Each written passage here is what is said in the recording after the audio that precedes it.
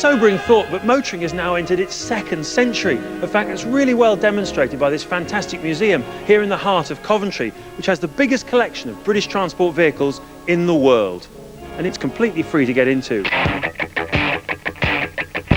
The car I've come to see today was only built in 1982, and yet it's already a museum piece. It's called the Delorean, and if ever there was a car that divides opinion, this is it.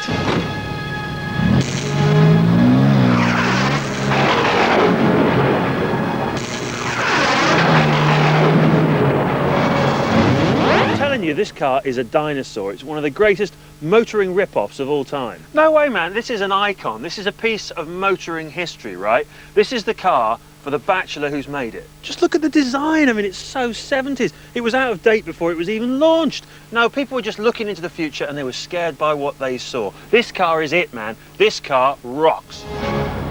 Well, the producers of Back to the Future certainly thought so. They made the car into a movie star.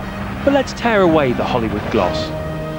Best to come to DeLoreans without any sort of preconceived ideas. You look at the car and you think it looks like some 70s supercar, so you expect amazing performance, and you're not going to get it. It just doesn't have it.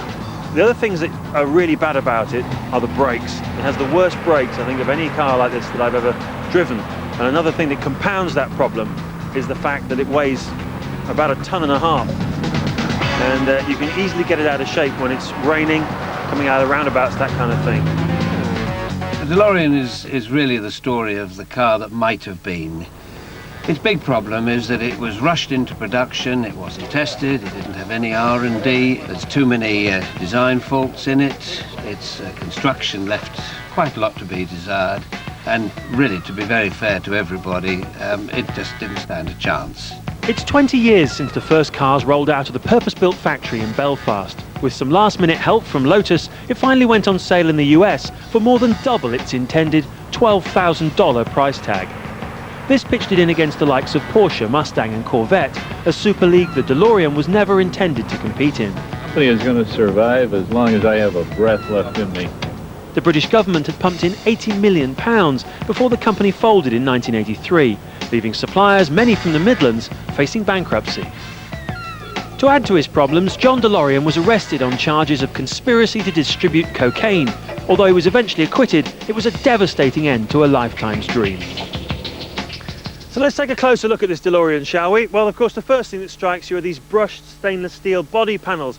The idea is they're bolted on to glass-reinforced plastic, and they're interchangeable. If you duff one up, you take it off, put a new one on, and then you actually recycle these. So it was an environmentally friendly car. That was part of the idea.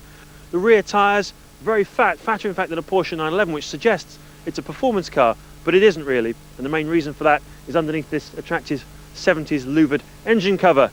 It's a 2.65 litre Renault-inspired engine, absolutely gutless, 160 brake horsepower in European spec. By the time the Americans have put the cats on, 120, no use to anybody. My favourite aspect of the DeLorean, these beautiful gull-wing doors, very nice, very classy. It's a bitzer, is what I would call it. There's bits of this and bits of that. The dashboard looks like something out of an Austin Allegro. The gear change is apparently from a Renault 30, would you believe? And all the running gear and the build quality is just like a classic sort of moderate car of the 70s. Having said all of that, the drive isn't too bad. The ride is quite good too, the suspension, etc. What you've got to remember when you drive one of these things is you're driving essentially a Renault with a funky body kit. We know they're not the world's biggest performing sports car, but they are so different and they attract an awful lot of attention wherever you go.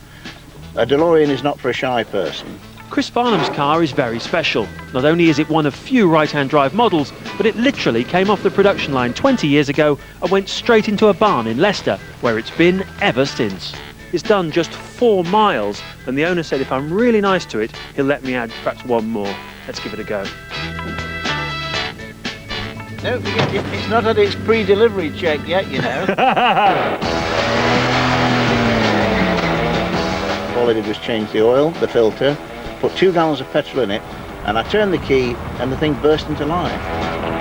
If you want something that looks really funky and really futuristic, and is cheap to run, because at the end of the day, it's basically a Renault and a bag of bits, this is a great car. This is a £12,000, £13,000 motor car, and you can have a lot of fun with it. It's the only car that justifies the expression unique. It's unique in construction, the history of the car. It's a one-off. This is an amazingly romantic story. Literally, he found it in a barn. It happens still, even in the 21st century.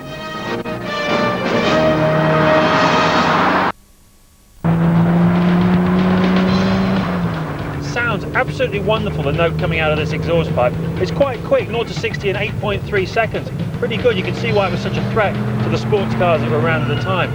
It's a beautiful engine, it's a very nice crisp gear change, and it's not a bad ride. No power steering, so it's very heavy on slow corners, but a lovely big cockpit because it was built for big burly American guys. It's not like being squeezed into an MGB or something. It really does let you have a bit of room. It's quite a lot of fun.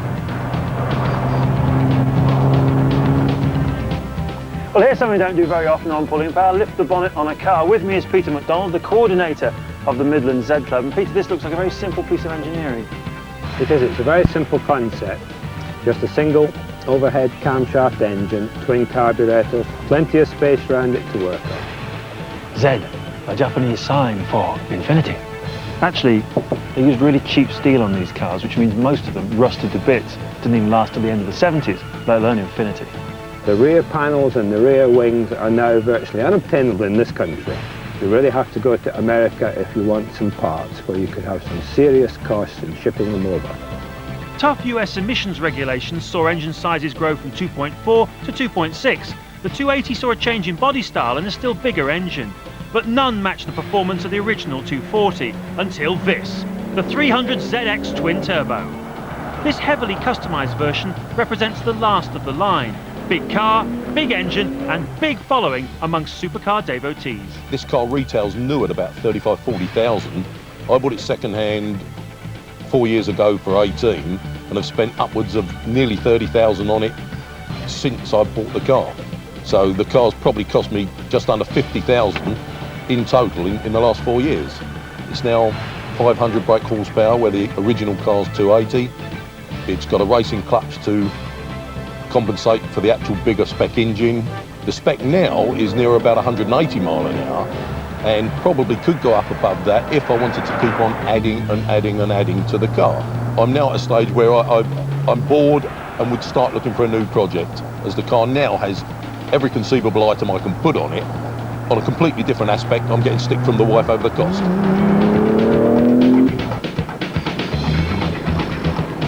But Z Club events are family affairs. They even have days out, spelt with a Z, of course. So Mandy, the Z Club's obviously not just a club for the boys. No, us girls go along as well, and the family too. Rebecca, my little baby's hiding in the car. What is the thrill of driving one of these Z cars? The main thrill, I think, is the speed, the fun, just everything about them. They're wonderful cars. It's the rarity of them as well, because people don't know what they are. So the attraction that you actually get driving down the motorway or to go abroad, people just stop and stare, they wave at you. You don't have to be a macho to drive it. No, you don't have to be macho to drive it, but, you know, I'm a macho woman. The best news is the cost. £5,000 buys a serviceable Z car. And if you get a pre-73 registered model, it's even road tax exempt. Whoopee! Imagine if Daewoo were to bring out a sports car which rivaled the Jaguar XK8.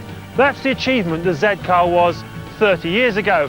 And the signs are that Nissan are thinking of reviving the Z car concept, putting it up against the Audi TT, the Porsche Boxster and the Mercedes SLK. Of course, this time they'll make sure the thing doesn't rust to bits. The Z is definitely not dead, baby.